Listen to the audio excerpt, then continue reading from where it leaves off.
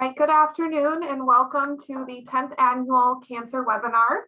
My name is Abigail Shopper and I am the social worker at the Cancer Center here in Albert Lea, and I'll be the MC today.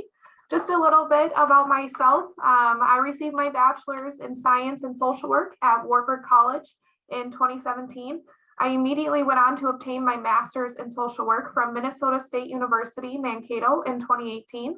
I started at Mayo Clinic in Rochester in inpatient oncology in 2018, where I spent a year and a half before moving to Albert Lea and working as an outpatient social worker here at the Cancer Center.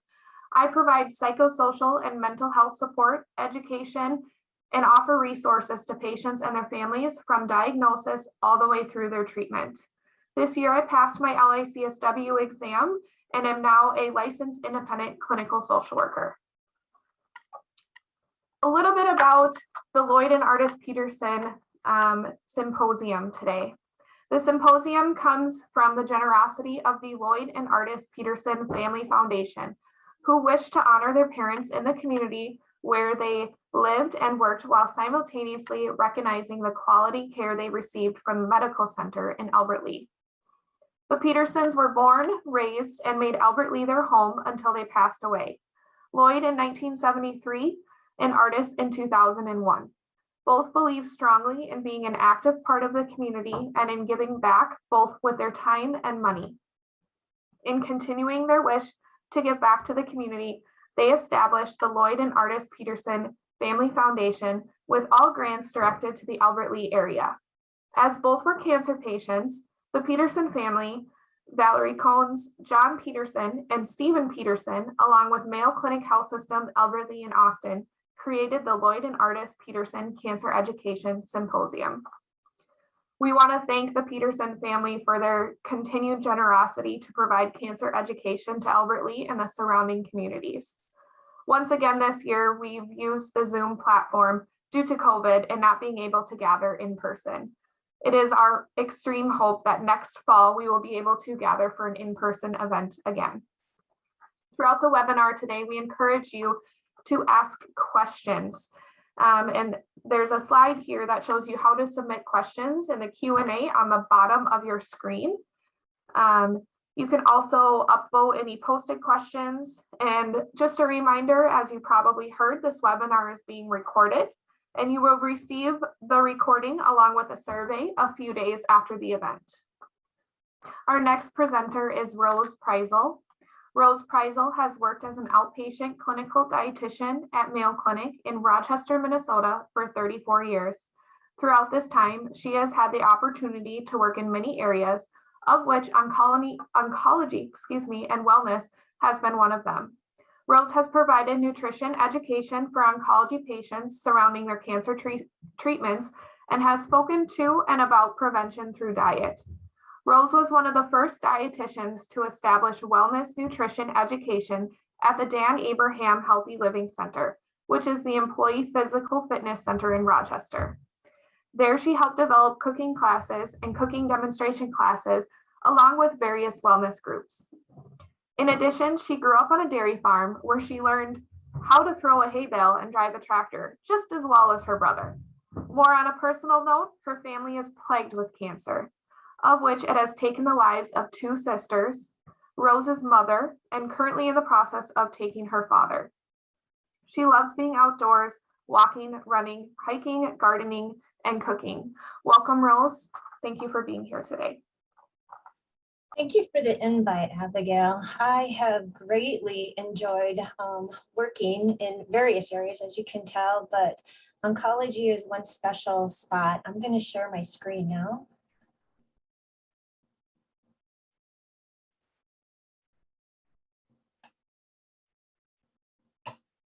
And one of the factors that I want to begin with,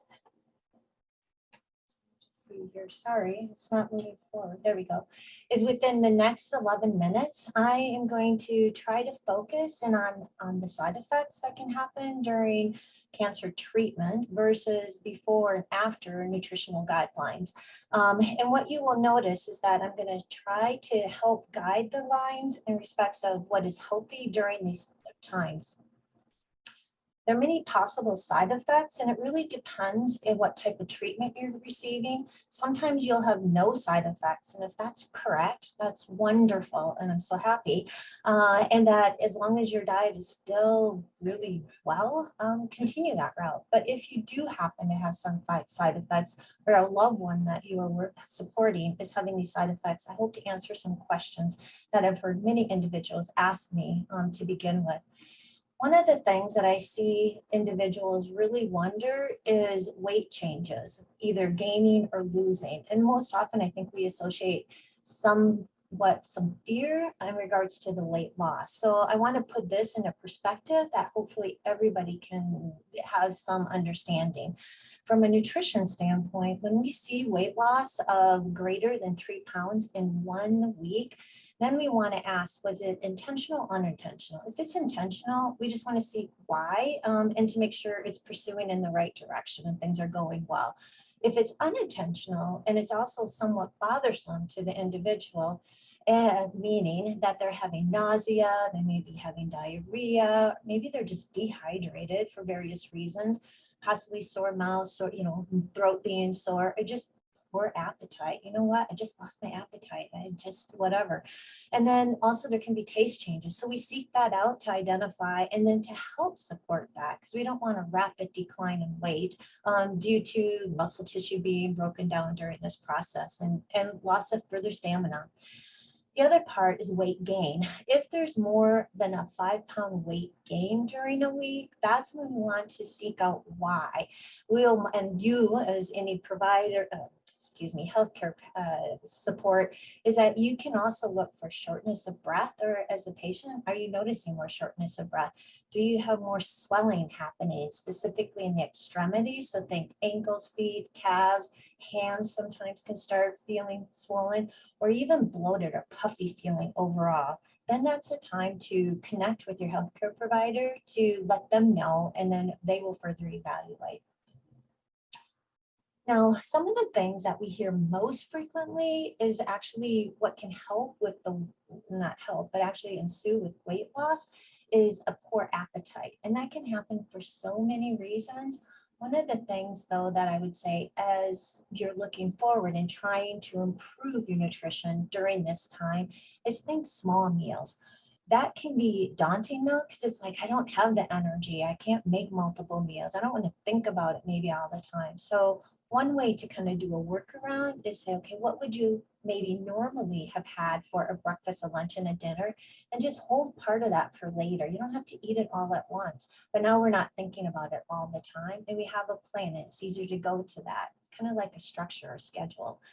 Make everything that you eat enjoyable and your surrounding as enjoyable as possible. Maybe a nice little candle sitting there, or a picture, or just looking outside when we had the green, or when there's a snowfall that will be ensuing on us probably sooner than what we like. But thinking about that.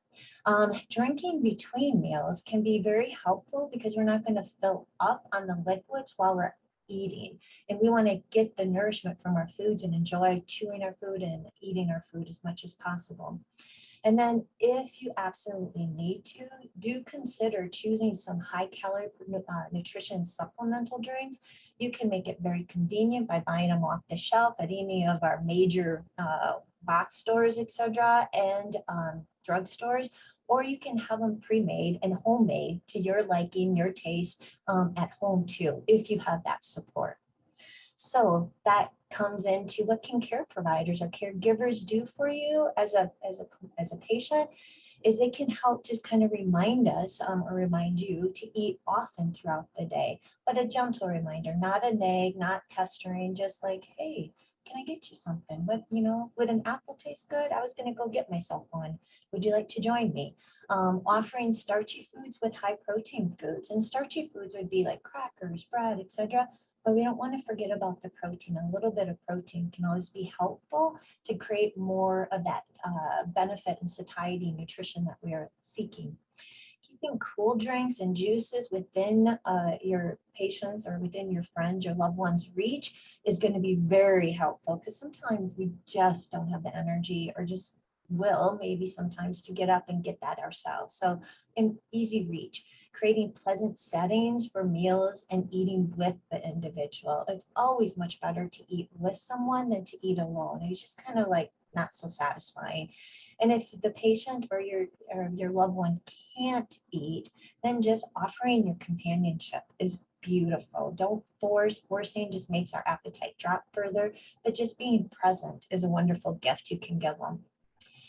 Now, the nice part is like with nausea, we have come so far from when I first started in this field in regards to controlling nausea with medications. So if you can seek out, let them know they have various types of medications that can help with the nausea.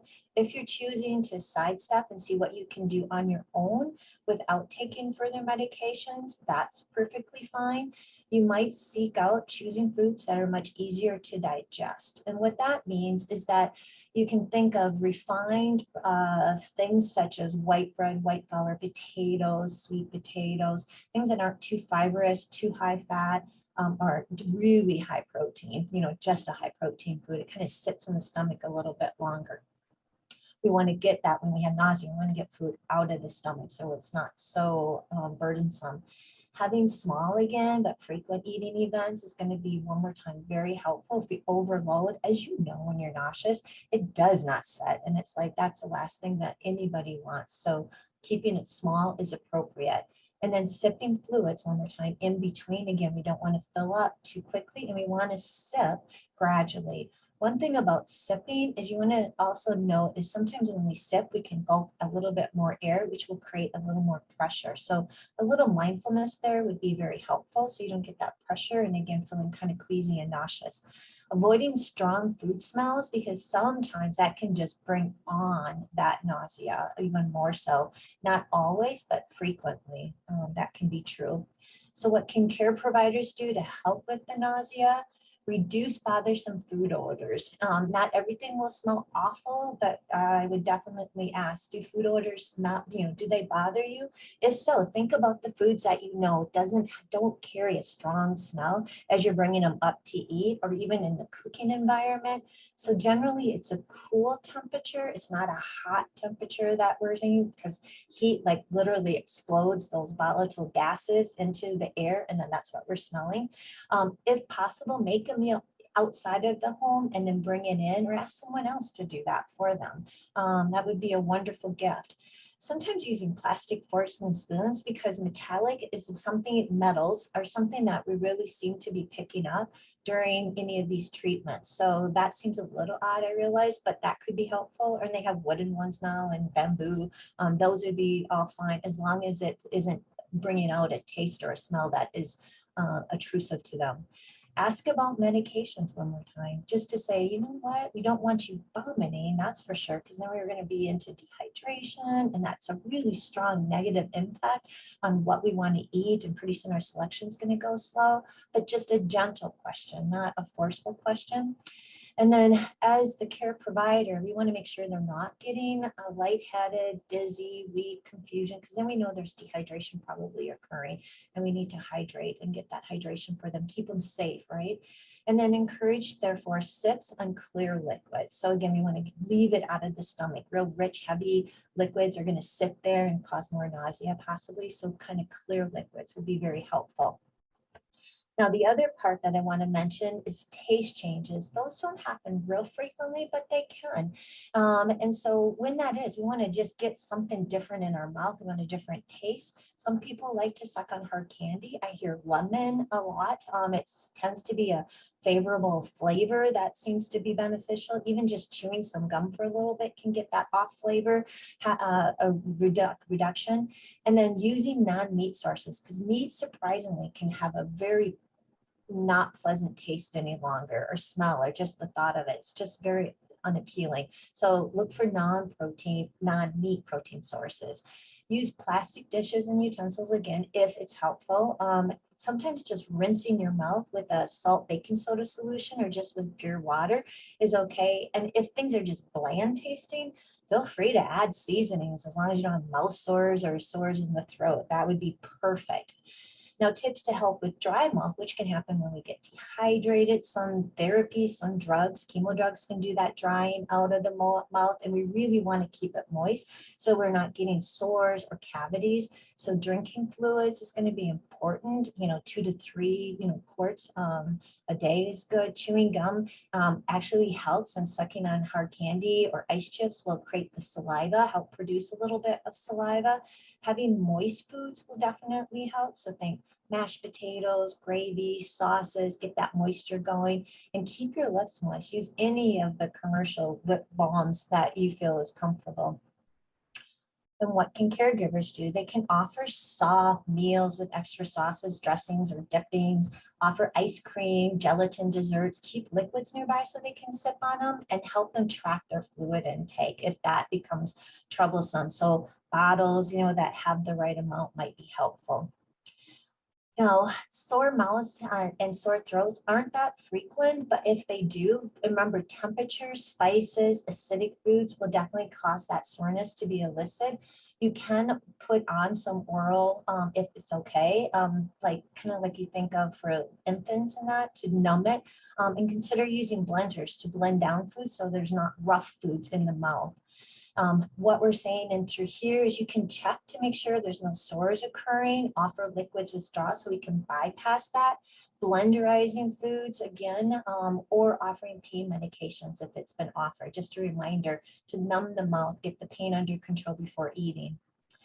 Now, diarrhea, it happens infrequently, but small frequent meals, choosing soft but low fiber foods, limiting the caffeine so we're not stimulating the bowels, take medications as prescribed if they are prescribed, and drink enough fluid so you don't get dehydrated.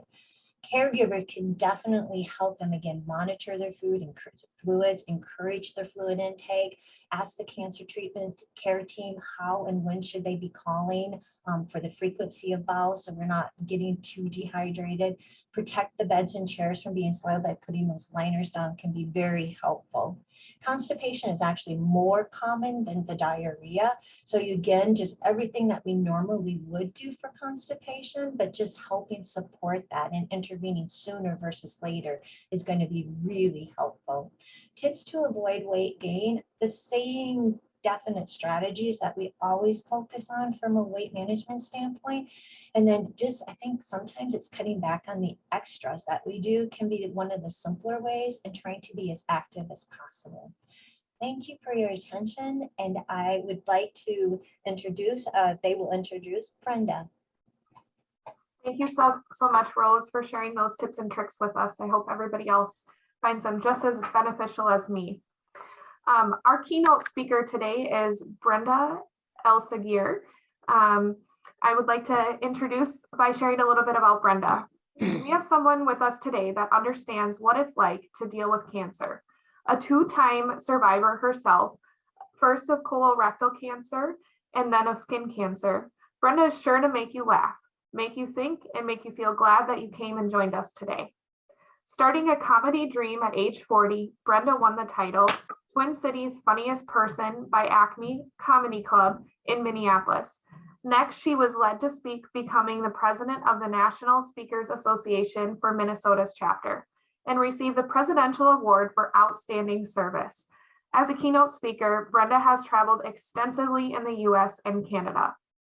She is currently on the board for the United Ostomy Association of America in her volunteer role as director of the 300 affiliated support groups across the USA. Brenda is a colon cancer survivor and received the Golden Mike Award from the American Cancer Society and the Advocacy to Action Award by the Get Your Rear in Gear organization. A member of the Association for Applied and Therapeutic Humor, Brenda graduated from a 3-year program where she was designated a certified humor professional. She is the author of 5 books: If the Battle is Over, Why Am I Still in Uniform, I'd Like to Buy a Bowel, Please, Bedpan Banter, It's in the Bag and Under the Covers, and her most recent book, Your Glasses Are on Top of Your Head, is a book about aging using humor. It won the Minnesota Independent Publishing Gold and Silver Awards for Humor and Health. We are pleased to present a copy of one of Brenda's books, and it will be sent to you as a thank you gift from Mayo Clinic Health System to you. Welcome, Brenda. Well, thank you so much. It's great to see everybody. Well, not really see you, but to be seen, I should say. I miss seeing the live audiences during COVID time, but I've learned a lot. I want to thank you, all of you, for coming, the family caregivers, the family members of the people with cancer, the cancer survivors, the healthcare professionals. We all need each other during this journey of cancer. So thank you all for being here. Really appreciate it. I remember the old days when we could be together. It wasn't that long ago, but it's different now. I have to say I've learned a lot of things, better at technology than I used to be. I learned how to wash my hands properly, singing happy birthday. At least that's what I tell my grandkids. Sing happy birthday while you wash your hands. And since COVID-19, I know where to get the toilet paper, where to get the disinfectants, and I have probably a mask to go with every outfit. I'm so stacked. And then I guess the average person gained about 19 pounds during COVID-19. And I've always been a high achiever. I gained 19 times too. So I found out that I like to bake and cook things I hadn't cooked for years because I've been home experimenting a lot. So now I've got to start walking again and get that off of me because you want to be as healthy as possible. So I'm happy to report it's been 26 years since I was diagnosed with colorectal cancer at age 39. At the time, I was a mother of a 5-year-old and a 3-year-old and married for 6 years. And these days, I'm the grandmother of 2 children under 5, and I have 2 in-laws I didn't used to have. I love that. And I'm married to the same guy for 33 years now, so it's pretty amazing. When my husband first came to this country, he was originally from Egypt. And when he first came to this country, he was standing in line in the immigration office in Cairo, Egypt. And the immigration officer said, you know, you're going to Minnesota. It gets very cold in Minnesota. And he goes, yes, I know this. And then the guy said, but it gets below 0. And he goes, he's thinking the guy's trying to test him or something. So below 0, wow. There is no such number, he says. And the guy said, well, you'll find out. His friend next to him says, oh, no, I don't think I want to go to someplace so cold. Please put me anyplace south. And the immigration officer says, well, we can do that. And he writes down on his application, South Dakota. So those poor people. Anyway, Baguette ended up coming here. And Baguette is kind of an unusual name, isn't it? That's his name, Baguette. So he always says, call me Baggy. Make it easier for people. One of my friends calls him Ziploc. And I have a Chinese brother-in-law too from mainland China.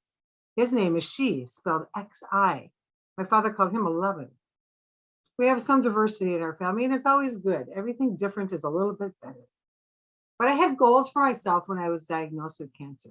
2 goals I had. It came up very obviously to me where I never went to college. I bought my first business when I was 21. It was a hair salon. And my second business when I was 30, and I just never took the time to go to college. So I decided after I had cancer, it was time for me to go to college.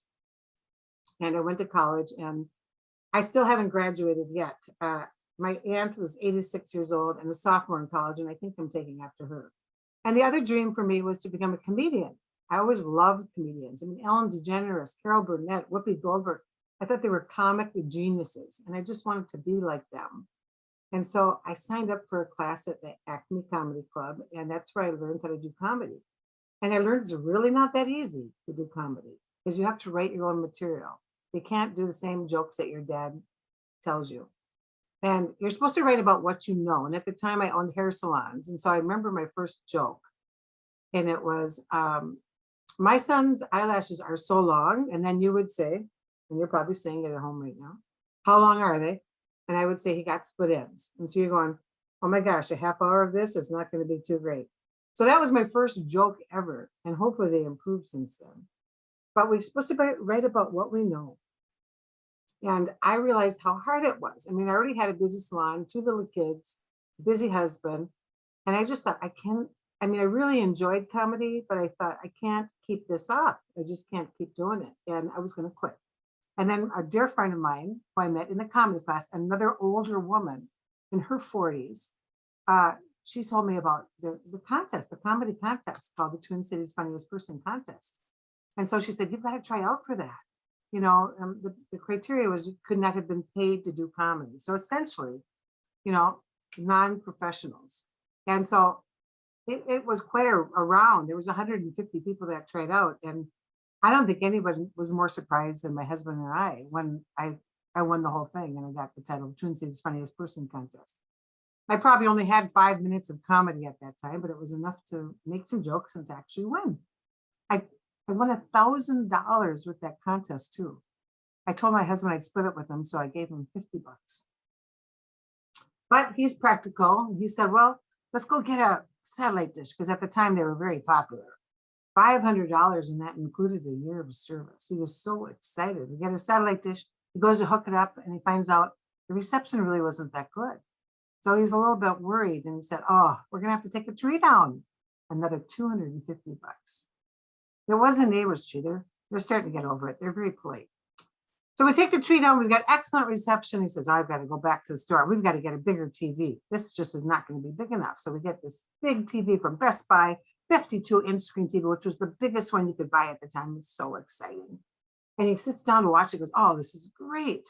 And while he's there, he finds out that they have the Egyptian channel for just $20 more a month. So we got to have the Egyptian channel. And guess what happens next? The Egyptians start coming over to watch the Egyptian channel. Now he's getting a little bit embarrassed about the furniture. So now we've got to go to the store and get some of those recliners, because those are really popular at the time. So now we got 8 Egyptians laying around watching the satellite dish, and they don't like chips and cheese and popcorn. No, we got to have hummus and falafel and baba ganoush. You even have those things there in Albert Lea and your surrounding areas. It's just, I'm in the kitchen cooking all day long. And now my husband's getting homesick for his homeland, and he wants to get 4 round trip tickets, go back to Cairo, Egypt, and you gotta bring gifts for family and friends. Do you know that darn contest ended up costing me $88,000? So you got to watch what you pray for. It's scary. Anyway, but it seems like only yesterday that my kids were 3 and 5, and now they're all grown up, and they're the same ages as my grandchildren are right now. I remember taking John out of his seatbelt for the very first time, and out of his car seat, I should say, and putting him in the seatbelt for the very first time. And I remember saying to him, you feel lonely back there? And he said, oh no, Mom, I've got God on one side and Jesus on the other. Isn't that sweet? And the kid was always so sweet. I mean, he would say the sweetest things to me, like, I love you. I love you. You're so pretty, Mom. You're the funniest mom. You're the most special mom. And it made me feel like $1,000,000, and he was always telling me that. And then something happened. What was it? You're right. He became a teenager. And I think he reverted back to the same language he had when he was 2, because I'd ask him a question. They coming home after school? It's like this grunt language would come out of him. But somehow I understood what he was saying. Oh, you want some pizza afterwards? Oh, you're bringing Brian too. Okay. And the kid hardly talked to me anymore. And I just wanted to hear those 3 little words I used to say to him, 3 little words. And I love you. I love you. And he would tell me I love you. But as he grew older, that just didn't happen as much. And then one day I said, I love you. And he said 3 little words back. Good to know. Isn't that sweet? And the kid goes off to school. He goes off to University of North Dakota, because it's not cold enough in Minnesota. So he goes to the University of North Dakota, and I think, well, he'll call me. He'll write to me, right? He'll text. That's what they do now, text. I noticed he texts in 3-word sentences. Home on Friday, do my laundry, I need money. I learned how to text 3 little words back. Good to know. So that's not my son. He just grew up so fast. I can't believe it. And then my daughter, I remember just like yesterday, she was telling me, Mom, I got to get a bra. I mean, the training bra, the whole bit, we go do this. It seems like yesterday we go take her to get her bra, and I go out. She goes off to school. I go, how was it the first day with the bra? And she goes, it was okay till I went to gym class. And I said, what happened? She goes, I went up to get the ball for volleyball, and when I brought my arms down there, my bra was still up there. Well, that was not my experience growing up. I grew up during the time of Dear Abby and Women's Lib, and women were wondering if they should wear a bra, they should burn a bra, what should they do with their bras? And Dear Abby came out with all of that wisdom and advice, and she said, if you could wear a bra, if you could put a pencil under there and it stayed, you should probably wear a bra. I could put a 2x4. These days, it's more like a piece of plywood. Beautiful.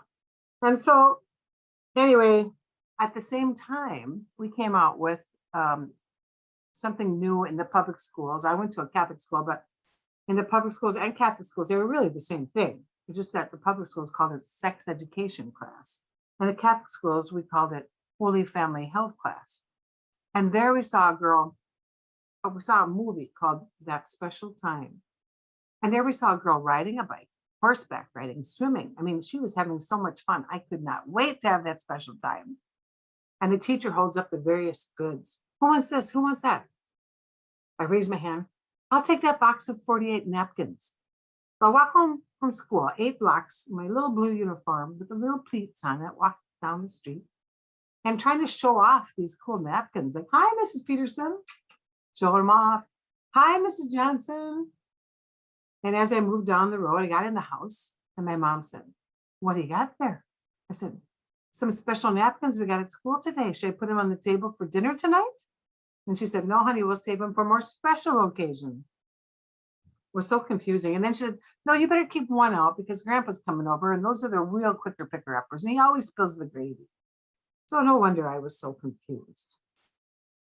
I was always naive.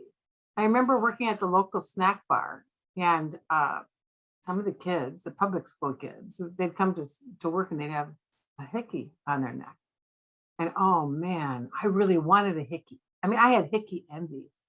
I could wait to have my hickey.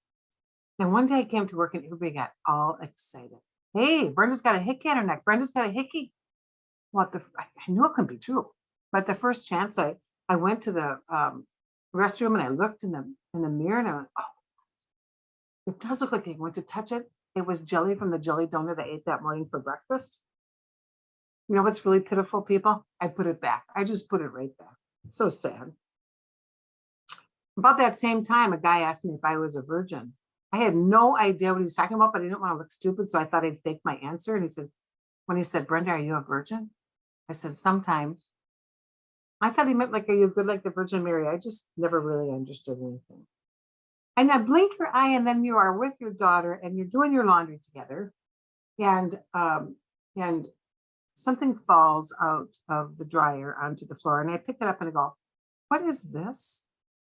And she said, Mom, that's my thong. I said, thong? I mean, she's like 13. I go, what are you doing with the thong? I mean, I thought thongs are what you wear on your feet. She goes, oh, Mom, everyone's wearing one. You should try one. And I go, what for? What for, a bracelet? No, Mom, they're really cool. There's no VPL. And I go, VPL, this was a very popular commercial at the time. No, VPL, what does that mean? He goes, that means no visible panty lines. And I go, visible panty lines? Why would you care about a thing like that? I don't have to worry about that. And she goes, why? I said, no VPL, I don't need that. VBR maybe. She goes, what's VBR, Mom? I go, visible belly roll. If I put one of those things on, I won't know, I won't be able to find it for months maybe. No way. So my kids were 3 and 5 on October 2nd, 1995. Somehow you always remember your date when you were diagnosed with cancer. I went into the doctors thinking, I just have a pain in my butt. I have hemorrhoids. That's what I was thinking. And I was not looking forward to this appointment because who really likes to have their butt looked at? And all the audiences I've talked to across the country in Canada, I asked that question of the audience. You at home, you like to have your butt looked at? Only one person raised their hand. It's like, okay, that's kind of unusual. But my butt was outstanding. It's even bigger than it was. It's bigger than it is right now at that time. And it was outstanding. Like if I was standing in the kitchen, my butt was outstanding in the living room. That's how big it was. So do you think you want your butt looked at? It doesn't matter what size you really are. Nobody wants to have their butt checked, but it's important.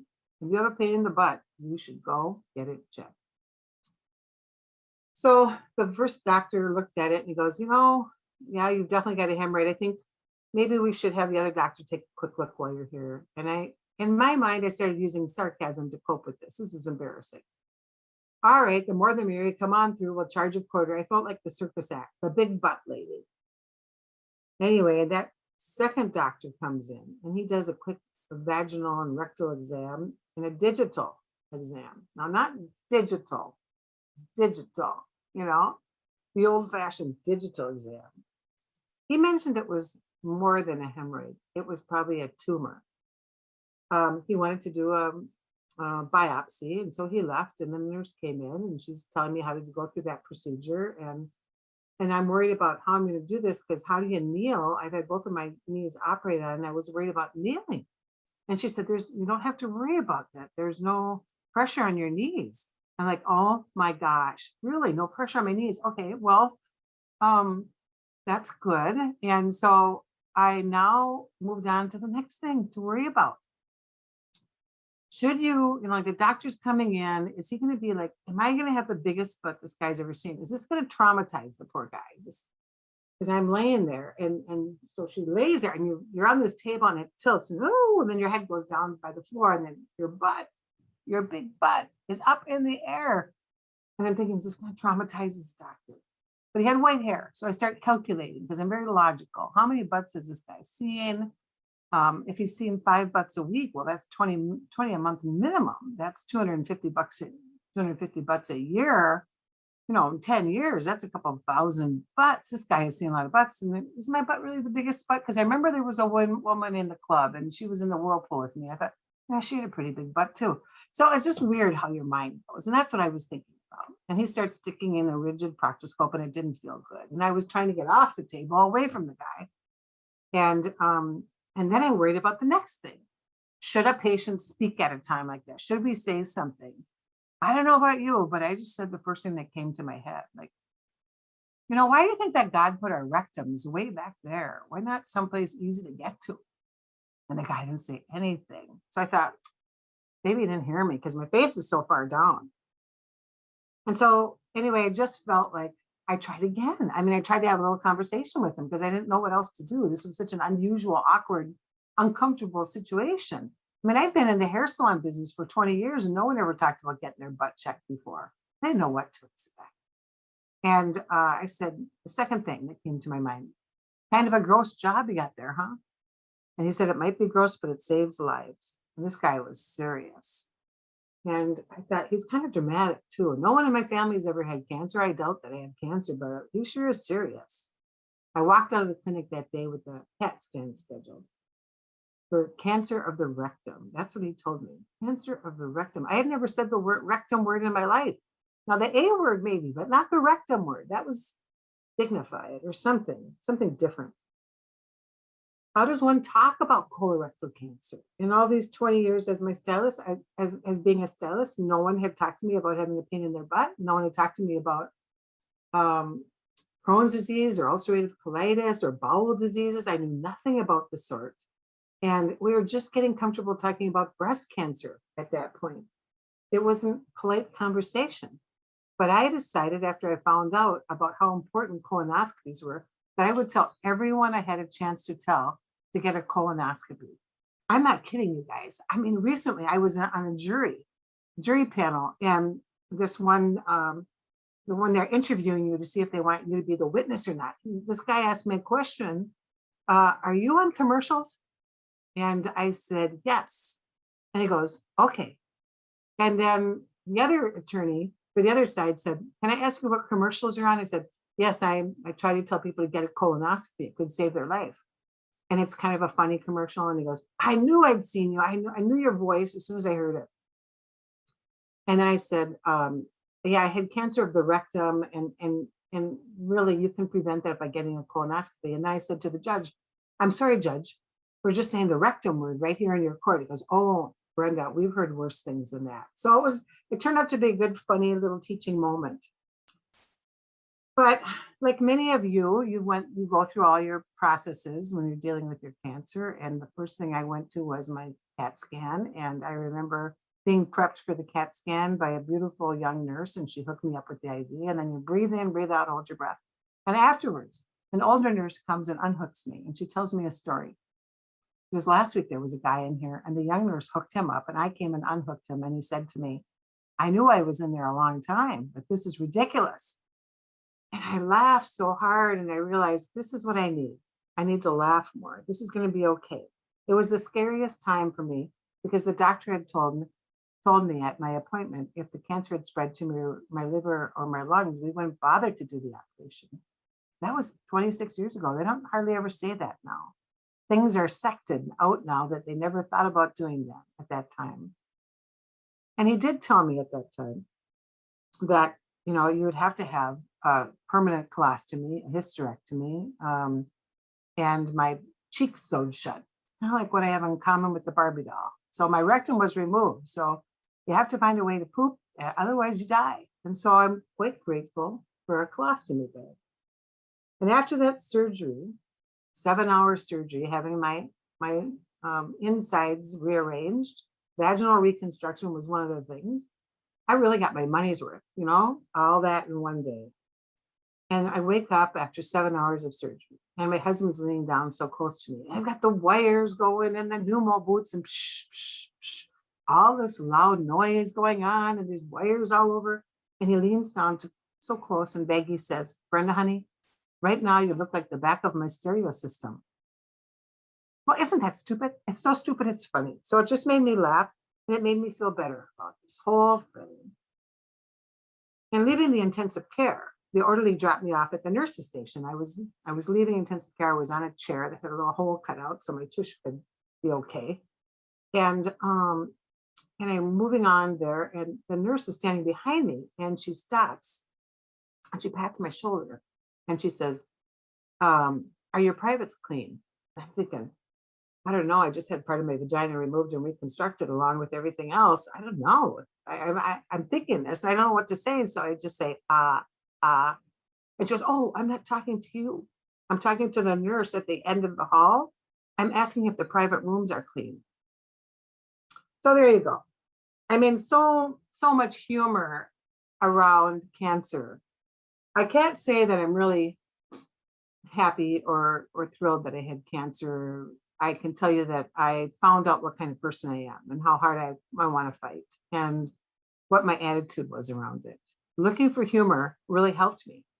So much to my surprise, I would join the Association of Applied and Therapeutic Humor and go through their 3-year program and become one of a little bit over 100 people in the world that have studied the science and research of humor for the last, 10 years, I guess they've been around. So I think there's about 100 people, like I said, and we all studied, there's research now that's coming out that's just amazing. There's like 4 things we can do every day. So I want to tell you about those 4 things right now. These 4 things will make you feel better. They all have to do with the dopamine that you get, the serotonin, the things that develop, the hormones that change in your body due to these things. And there's a doctor, Michael Miller, on the East Coast, that's a heart doctor. And he found that if people watch movies, like a really sad movie with Private Ryan in the beginning, he can actually see the blood constrict. And once he watched something funny, like Ellen DeGeneres clips, the blood flow opens up to the heart and into the brain. And then that helps us be able to think better. So I always say, when you've got to learn something, start laughing first. Try to learn. If you have to go to really learn like some heavy duty thing, try to make sure you get some good laughs in, some dumb puns, anything. Always, as a nurse, try to cheer up people, because if you can cheer them up a little bit, they'll be a little more relaxed and they'll understand what you're saying to them a little bit more. So one of the things that you can do each day is prayer and meditation. I think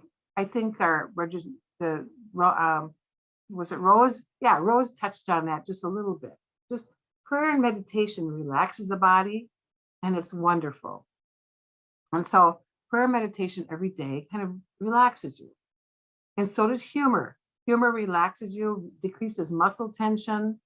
You can even fight off colds by laughing so hard.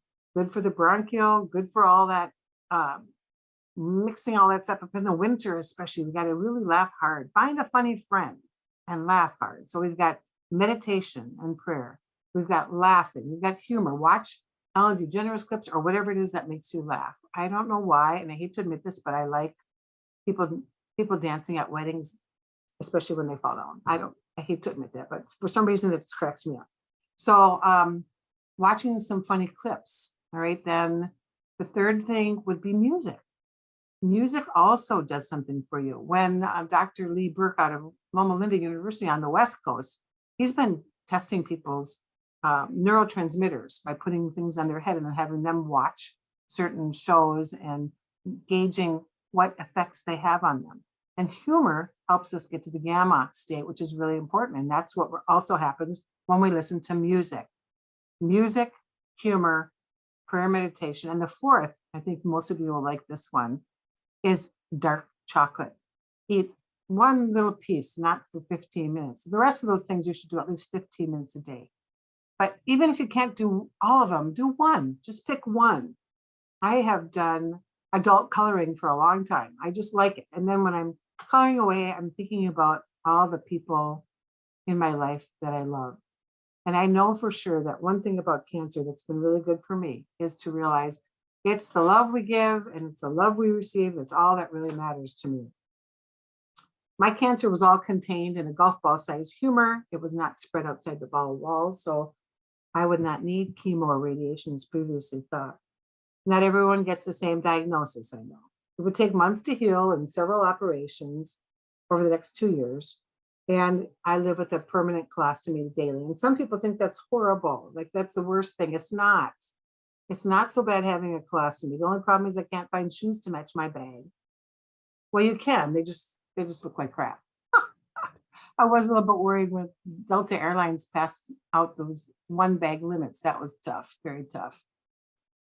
And so let's see. Then I think we'll just tell one last story, and I think I'm going to be done in just a minute. But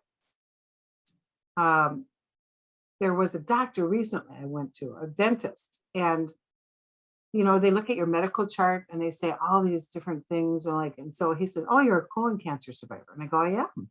He goes, "I am too." And I said, "You are? Oh, that's fantastic." And he goes, "What stage were you?" And I go, "I think I was a stage 1 because I didn't have to have chemotherapy or radiation. I just had to have, you know, like my rectum removed, my vagina removed, the hysterectomy, took out everything. I had my cheeks sewed shut. But I guess I was a stage 1." And he goes, "I'm stage 4. I said, "You're stage 4. Why would you be working?" I mean, I just felt like, why work? And he goes, "I'm highly motivated because my kids are teenagers and I want to see them. And I've just finished my 103rd chemotherapy treatment. I was supposed to die after 18 months, but it's been 4 years." I said, "Oh my gosh, well, you win." And he goes, "No, Brenda, we both win." And I think that's really true. We both get to win. So it's wonderful that that we can take cancer, we can make light of it if we want to. I remember going to give another talk at a cancer survivor group, and one of the parents came up to me and said, "My daughter died from colon cancer last year. How can you possibly joke about cancer?" And I said, "If I didn't joke about cancer once in a while, I'd be crying all the time. It's such a sad thing." I thought by now, at this point in my life, we would find a cure for cancer. I said, "Just listen and see how you feel at the end of it." So my my guest came up to me afterwards and said, "I wish my wife would have been here," because it is true. So to be able to laugh at things helps us get through them. I think it was Irma Bombeck who said, "If you can laugh at it, you can get through it." So in wrapping up, I don't even have time to tell a story because the time has just flown by so much. I have appreciated what the Cancer Symposium has done for so many people, and this foundation is a great foundation to be able to show everyone how important it is. I never thought that I would be a comedian, or I never thought I would write books. I think after I got my rectum removed, it must have left more room for creativity. So we don't know what we're capable of doing. So this is a second chance for some of us to do whatever we can do. And for the rest of you that are struggling day by day, I wish you the strength to handle what comes your way. I wish you feel loved and feel that love surrounding you. Thank you so much for letting me talk today. Bye, everybody. Brenda, I think we do actually have time if you have a short story you would like to share. Oh, really good. All right, good. I'll tell one more story. I've got two, but this one is about this woman from this book, Bedpan Banter. This is called Hannah. And a nurse gave me the story. I met her at the Irma Bombeck's Writers Conference years ago.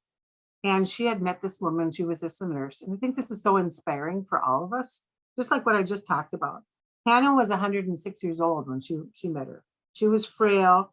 She had come into the hospital because she had a small stroke on Easter Sunday. And it was over 40 years ago. Now it's probably about 50 years ago, if not even longer than that. And she said, I was the first one in my family to have an education, Hannah told my friend Pamela. I became a teacher, could never teach in a white school though. Had to wait until I moved here to Canada. Well, where are you from? She asked. Born and raised in Georgia, I was during the American Civil War. My mom, pa, and me were slaves. Until that war ended. I was 7 years old at the time. Wow, you lived through the war, Pamela asked? I surely did, child. None of my brothers survived, but I never knew them well. They'd been sold to a farmer down the road. Well, what do you remember about that time, Hannah? She shrugged her shoulders. Nothing much, other than being hungry. But I do remember one day in particular, the day I met President Abraham Lincoln. What was he like? Well, he was a very tall man, thin, but broad shoulders, kind of ugly, actually. He had bad teeth.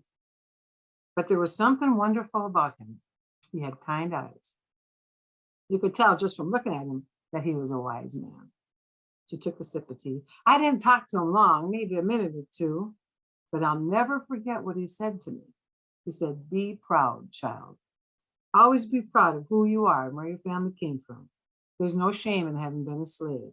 But you're free now, and it's your responsibility as a free person to do good in the world, and I believed him. Well, I'm not going to go on and tell her whole story, but Hannah became a teacher and moved to Canada. She was a Black woman and could not teach in the United States at the time. But she made a promise to herself, because of what President Lincoln said to her, go out and do good in the world, that she would go and teach African Americans how to read and write in the United States. And she spent every summer of her life in the United States teaching people how to read and write her whole life. At her funeral, Pamela went to her funeral and found out that she used to go visit hospitals and patients with a friend of hers who dressed up like a clown. Early on, she learned about the use of humor. Early on, she learned how to give all the good stuff that she got from everybody else. She was involved with the civil rights movement in the southern states.